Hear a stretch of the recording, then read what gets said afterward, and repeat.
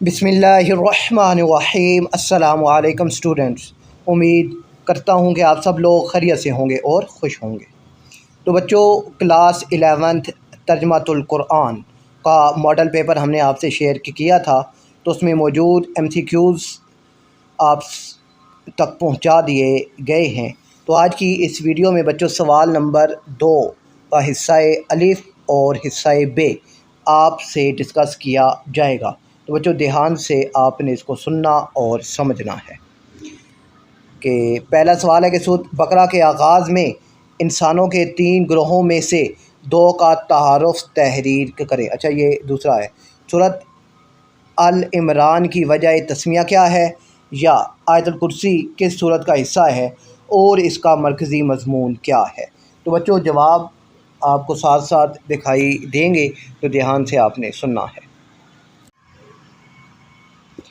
सूरत अल इमरान की वजह तस्मिया क्या है, तो इस सूरत में हज़रत मरियम अलैहिस्सलाम के वालिद इमरान और उनके ख़ानदान आले इमरान का तज़किरा तफसील से आया है।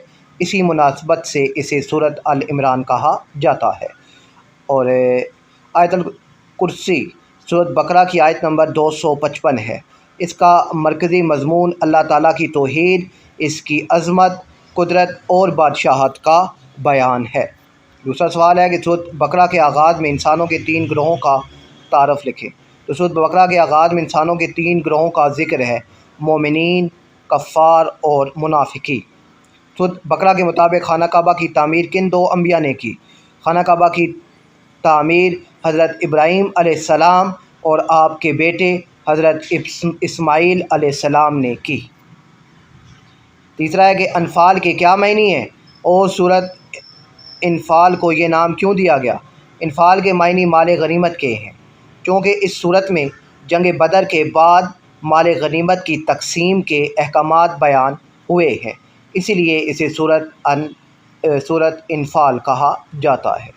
सूरत तौबा को सूरत बराअत क्यों कहते हैं, क्योंकि इस सूरत के आगाज़ में कफ़ार और मुशरिकीन से बेजारी, बरात और ला ताल्लुकी का ऐलान किया गया है, इसीलिए इसको सूरत बरात भी कहा जाता है।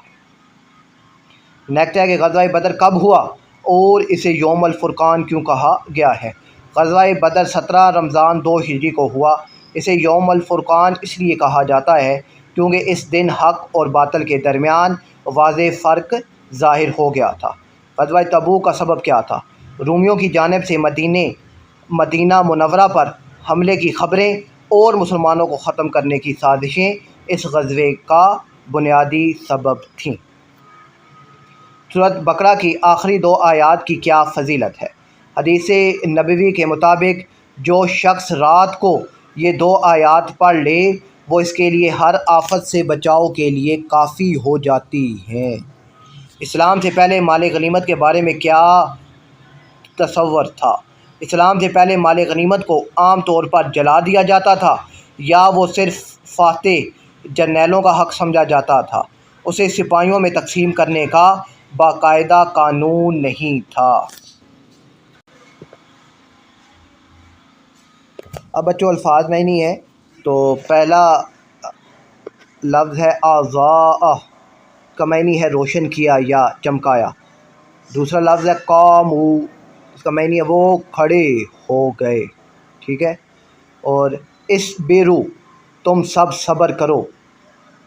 वाजिलत वो डर गईं, दिल खौफज़दा हो गए।